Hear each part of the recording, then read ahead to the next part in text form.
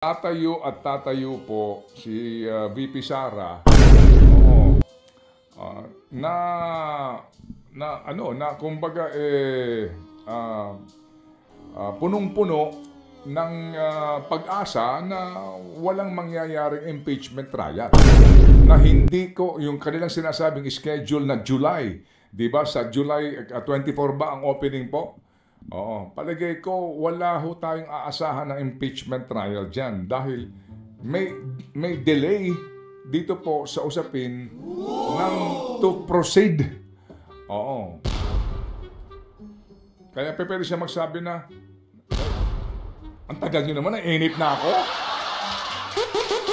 Kaya sinabi. Huwag yun na pag, di ba? Hello, ang tagal naman. Ano ba? Ano ba? Simulan nyo na. Diba? Ano ba kayo? O ngayon, kapag hindi natuloy ito, o kaya assuming po matuloy ito, at pagkatapos ang nangyari ho, favorable din po sa inaakusahan ninyo, at natapos ito na hindi siya dito na-convict, hashtag, alam nyo na. I truly want the trial because Pimentel, Cross mo na yan. wala na si Ma'am Nancy Binay. Wala na rin siya. Alright, wala na rin po itong si Cynthia. si Senator Cynthia Villar. Wala na. Si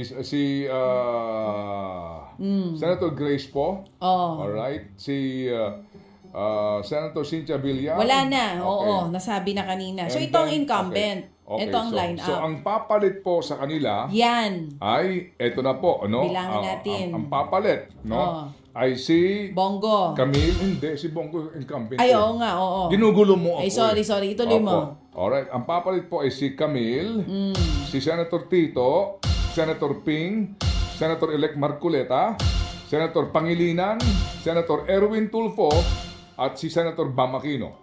That's 1, 2, 3, 4, 5, 6, 7.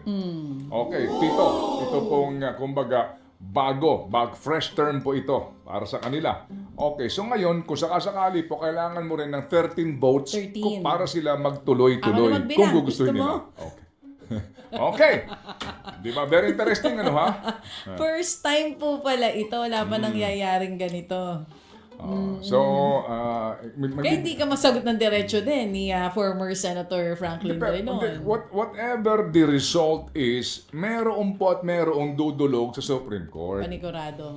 Oo, yun sinasabi ni Senator Franklin Drilon. Sigurado right? yun. Kasi nga din po, yung nga ang unang question dyan yung bang impeachment complaint na inihain ng 19th Congress, yung mismong complaint, valid ba ba yun?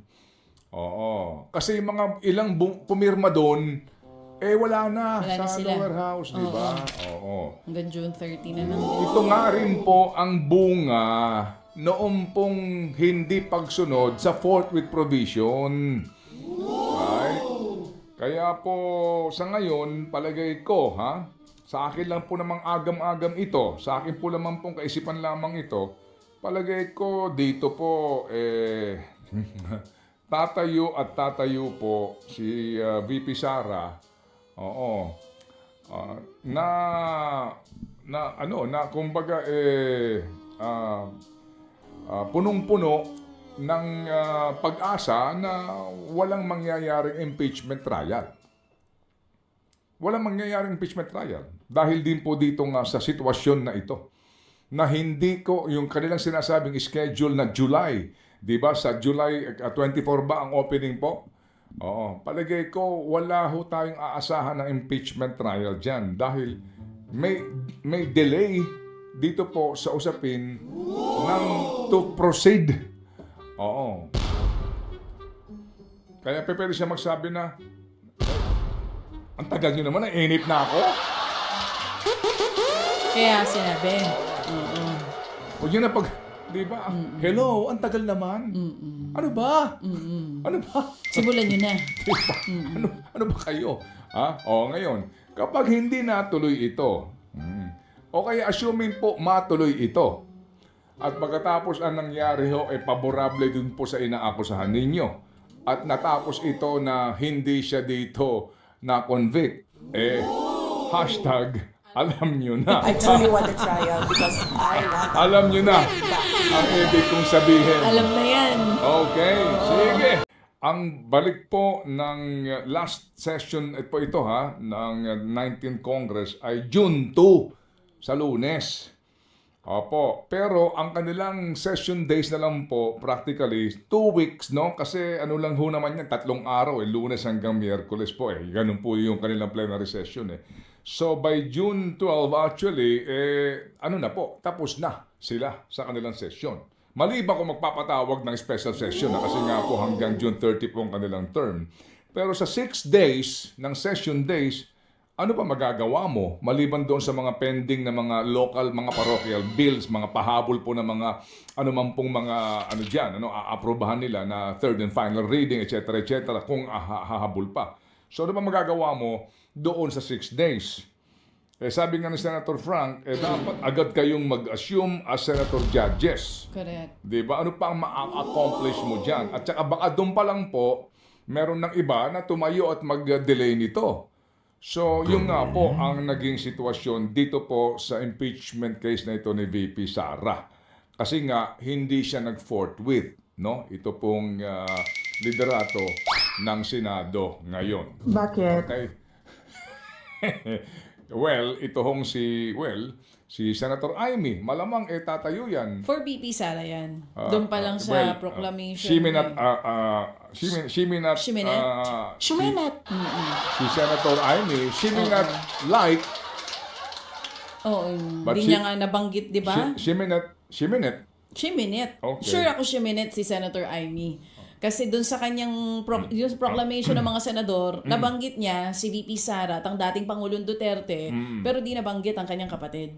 What do you expect? Ayun na nga. Kaya alam na natin. Pero tinitignan ko kasi yung line out.